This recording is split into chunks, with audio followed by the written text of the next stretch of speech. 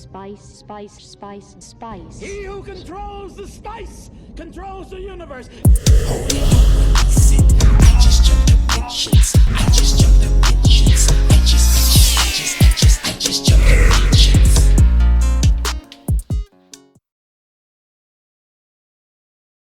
Hello, this is Jason E, and welcome to the Trading Ascension YouTube channel.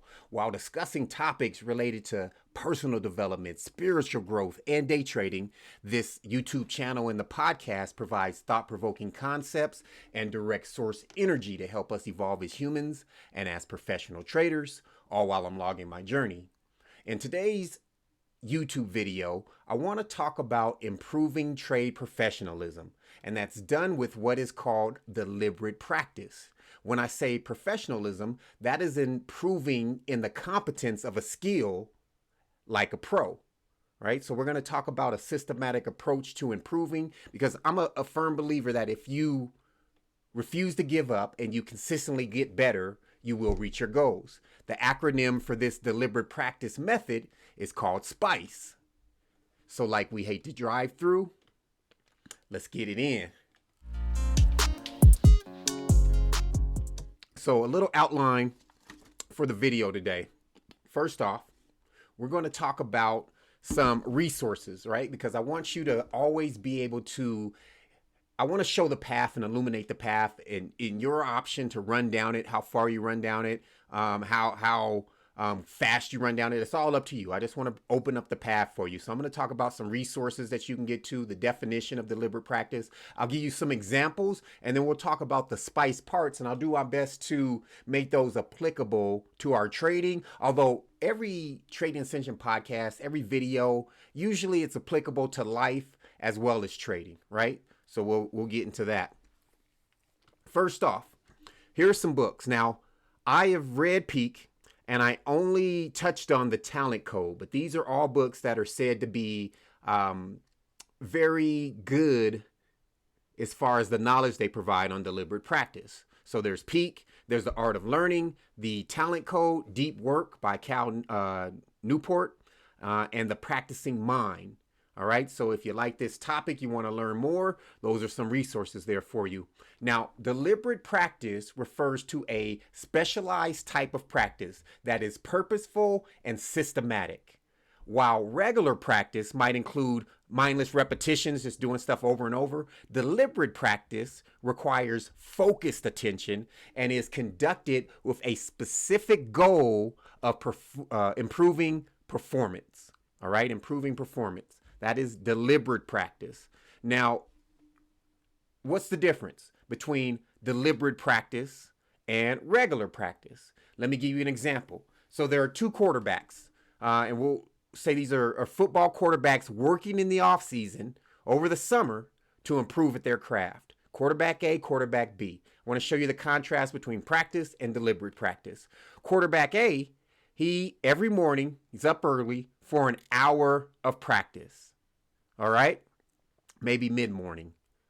He has a non-football friend, just a homeboy that shows up with him, that he usually has lunch with or brunch with right afterwards. And his girlfriend usually shows up with him. All right? All good. Now, he throws 3 balls and retrieves them. Okay? So he is able to throw a few balls, then he has to go get them. His friend really doesn't like to run. You know, of course, his girl's not going to retrieve balls for him in this situation, right? They're just hanging out. Now, he does the same drills all off season. Every day, he's consistent. Now, this is practice, all right? He will see improvement. Now, deliberate practice is quarterback B. His goal is 300 tire strikes. That means throwing this football through the tire successfully. 300 times, that's when he's done. He has 30 minutes in these intervals of nonstop, right? He has 100 balls with him and someone to retrieve the ball, so he's able to accomplish 30 minutes nonstop, right? Focus time. He has a trainer that shows up and logs his misses. High to the left, right? Over the top on that last one. Too low, right? After every 20 throws, he has a log of where his strikes are. Then he has 3 tire sizes. Small, medium, and large, right? Different size tires. And then every few days a week, a retired quarterback shows up, gives them some tips. Now, this is the difference between practice and deliberate practice. And I want to break down some of the 5 aspects of SPICE and how we can add deliberate practice to our trading. Now, for more examples, you can check this website out here. I'll put the link in the description. Whole bunch of examples from golfers to, a baseball player, I think it was DiMaggio, who has a great story of deliberate practice. So go ahead and check out this website.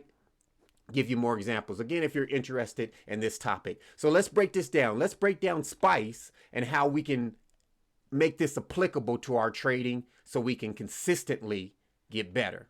All right, now S is for specific target performance. Deliberate practice involves well-defined, specific goals and often involves improving some aspect of the target performance. All right, and it is not aimed at some vague overall improvement. All right, it's very specific. So let me give you some examples of this. Be a better trader. That's vague. That doesn't work, right? Make more money.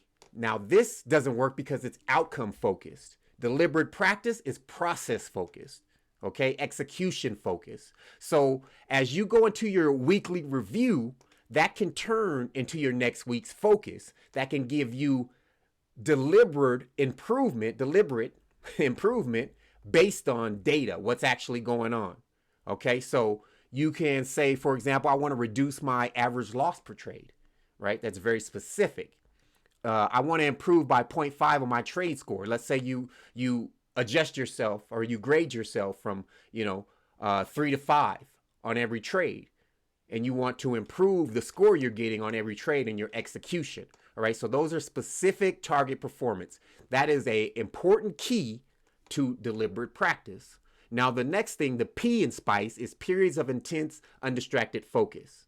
All right, you see that quarterback had 30 minutes where he was hitting it, right? Didn't have a girlfriend distraction, didn't have his, buddy there distracting him. He had a ball retriever, right? Someone there so he could, for 30 minutes, be very deliberate, okay? So deliberate practice, you have to be deliberate, right? Or it doesn't make sense. So it requires a person's full attention and their conscious and into their conscious actions. You seldom improve at a task without your full attention, all right? So timed periods on the chart is how I would apply this. Now, again, I'm showing you the path. Apply this how you want into your trading. But time periods on the chart and timed review. So go and check out the surgery video. It talks about working the focus muscle. But if you have a specific time where you're focused on the charts, right, then that crosses out the P in deliberate practice, where you're like, all right, I'm going to focus for this period of time. And then again, that surgery video talks about increasing the time in which you can focus by building on the focus muscle. Now, you also want to have focus reviews. So when you review at the end of trades, end of the weeks, whenever you do that, you want to make sure that that's focus time as well. So that's the P in SPICE for deliberate practice. Now, the I is for immediate feedback. Immediate feedback, you have to have this in order to implement SPICE and have this systematic improvement. Now, without feedback, either from yourself or from an outside source, you can't figure out what you need to improve on or how close you are to your goal. Not P&L. And the reason why is because P&L is the outcome. Again, SPICE, deliberate practice, is focused on the process. All right? So you might want to chart after a trade. For me, when I started trading, it gave me an emotional break, so I wasn't rapid fire machine gun revenge trading and getting into all those bad habits. Trading, logging, being mindful, right, helped out with emotions as well. Or you might want to record your session. That way you can take a look back at the chart, what's going on, and you can see yourself, your physiology as you're doing it, right, by recording yourself. So immediate feedback, right? It's very important. And the reason I say record and why it has to be immediate is because there's a cognitive dissonance that happens when you get far away from the event. All right? So immediate, record yourself, or make sure that you're charting after the trade. That would be a great way to implement immediate feedback. Now, the C in SPICE for deliberate practice is cycling between comfort and discomfort. One thing about trading is discomfort is sort of built into this game, with losses and also with emotions, right? It's just part of it. They never go away. Now, acceptance of loss is key to trading mastery, and so is emotional control. And I won't say control because you can't control emotions. Emotional acceptance, right? And being able to work with the emotions that arise. I would not suggest that you try ways to make, trading discomfort, right? Probably not a good idea. But one thing that you can do is you can raise your goals, right? You can get to a certain level of comfort, and then you can systematically raise your quantity or raise your lot size, right? Just a suggestion there. Now, E is expert coaching from proven performers. Deliberate practice delivers skills that other people have already figured out the how to do on these, all right? So you want effective training techniques that have been established. Your regimen should be designed or overseen by a teacher or a coach who is familiar with the abilities of expert performers, okay? So you want to invest in your career. Invest in your career. I watch a lot of YouTube videos, and there's videos that review people. And sometimes as soon as someone starts charging for their information, all of a sudden they're like, oh, it's a scam. This is monetized information. If someone put in the work to gain a certain amount of knowledge and wisdom at doing something, you should pay for that. All right. It's not a scam if someone is out there charging for their knowledge, especially if they have the results that say that they are able to teach what they're teaching. All right. It's okay to pay for that. When you watch these videos and they're saying and they're shying you away from people who are charging for knowledge, they're robbing you. They're stealing from you an important part of spice and deliberate practice and you getting better. Don't listen to people that say you shouldn't pay for information. Invest in coaches. I've spent thousands this year, tens of thousands, on coaches, on mentors, on individuals who I can absorb knowledge from and collapse time frames, and I suggest that you do the same. Now, I often hear people saying they have difficulty finding mentors. They reach out and say, hey, do you know a mentor? Having difficulty, and I get that. Right? But when you're ready, the teacher will appear. But here are a few suggestions. So the blog post for every guest on the Trading Ascension podcast at tradingascension.com, it has contact information. If you go through the episodes, you're like, man, I resonate with that guest. I wonder if they have a coaching program, which most of the traders I speak with do. Go to the blog post, look up their name, Google it, and find this individual. One thing that I hate is when I listen to a podcast and I can't find the individual. So I try to over deliver on the links and information about that person. So you can listen to any guest on tradingascension.com. You can reach out to them to find a mentor. Two other things I want to mention is you can find an expert in certain areas, right? That might open your mind to more mentor resources, a certain area. If you are improving your trade loss and you know someone, right, or you get recommended someone who's like, wow, they're not losing as much as me on a daily or weekly basis, they can mentor you in that area until you catch up to that area. After that, then you're able to grow into another mentor once you've outgrown that mentor. Also, you can look for next step mentors. When you think about, the climb on a mountain, and this is a real mountain physically, the person who's able to pull you up into the next step is the person who's a step ahead of you. They're able to reach down, grab your hand, and pull you forward. So if someone's ahead of you on the journey, they can mentor you. All right. So just some ideas to open it up, because I know I hear individuals saying it's difficult to find a mentor. Consider those things, but remember, invest in yourself. Invest in yourself. If you're spending money on a lot of junk and not yourself, invest in yourself. All right. So let's talk about some parameters and things that you have to have in order to implement deliberate practice. First off, routine is going to be helpful. Routine creates less moving factors to throw things off, less moving parts. Think about if you're creating an engine and an engine has 3 parts versus 40 parts, right? That 40-part engine is going to be hard to maintain. So when you have a routine and things are structured, it's easier to see where the issues are. If you don't have a routine, you might be working on the wrong problem. You may be, I need to work on this every week. And all you need is, 8 hours of sleep every day. But you don't know that because you don't have a routine. So build a routine, build a life around the thing that you want in life, whether that's trading, whatever you want, build a lifestyle around it. Make it your lifestyle, build a routine, less moving parts, easier to see the thorns and the things that aren't well oiled in this machine you're creating.